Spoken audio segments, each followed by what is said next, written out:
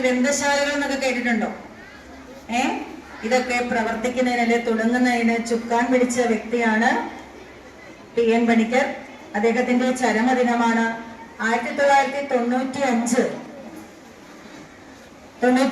June 19 അദ്ദേഹം നമ്മളോട് വിട പറഞ്ഞത്. ആ മഹാന്റെ ഓർമ്മയ്ക്ക് മുന്നിൽ 1996 മുതൽ കേരളത്തില് വായനാ ദിനമായിട്ട് ആചരിച്ചു വരുന്നു.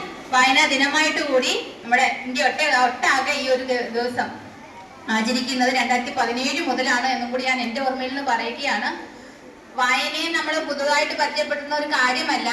നമുക്കറിയാം, നിങ്ങൾക്ക് അറിയാവുന്ന നിങ്ങൾ റോൾ മോഡലായിട്ടുള്ള പല വ്യക്തികളും ജീവിതത്തിൽ നേടിയിരിക്കുന്ന വിജയങ്ങളെല്ലാം തന്നെ വായനയിലൂടെ തന്നെയാണ്.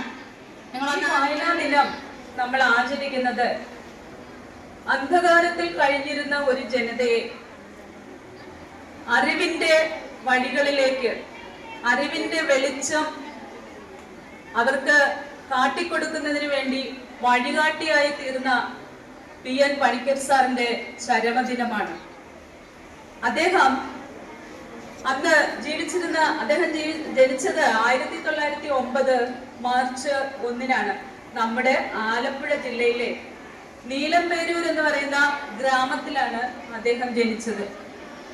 പിന്നീട് അദ്ദേഹം ഒരു അധ്യാപകനായി തീർന്നു. അദ്ദേഹം ധാരാളം സാംസ്കാരിക പ്രവർത്തനങ്ങളില്, വായനയെ പരിപോഷിപ്പിക്കുന്ന പ്രവർത്തനങ്ങളിലൊക്കെ ഏർപ്പെട്ടു. 1995 ജൂൺ 19 അദ്ദേഹം ഈ ലോകത്തോട് യാത്ര പറഞ്ഞു.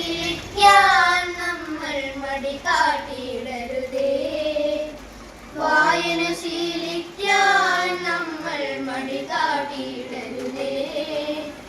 അക്ഷരദീപം മനസ്സിൽ തെളിയ വായനശാലയിൽ പോകൂ. അക്ഷരദീപം മനസ്സിൽ തെളിയ വായനശാലയിൽ പോകൂ. വായന വായന വായന.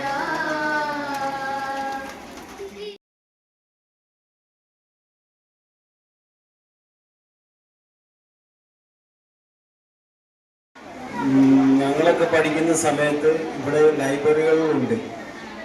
ഒരു പുസ്തകം ഒരു കുട്ടി കൊണ്ടുപോയി അത് വായിച്ചതിന് ശേഷം അത് കൊണ്ടുവന്നിട്ട് വേണം വേറൊരു കുട്ടിക്ക് കൊണ്ടുപോകാൻ. അന്നത്തെ അവസ്ഥ അങ്ങനെ.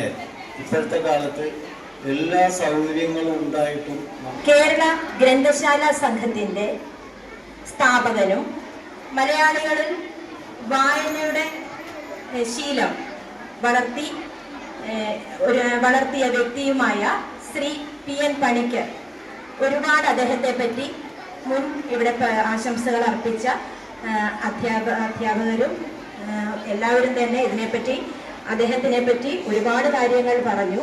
അദ്ദേഹത്തിന്റെ പ്രധാന സന്ദേശം എന്ന് പറയുന്നത് തന്നെ വായിച്ചു വളരുക എന്നുള്ളതാണ്.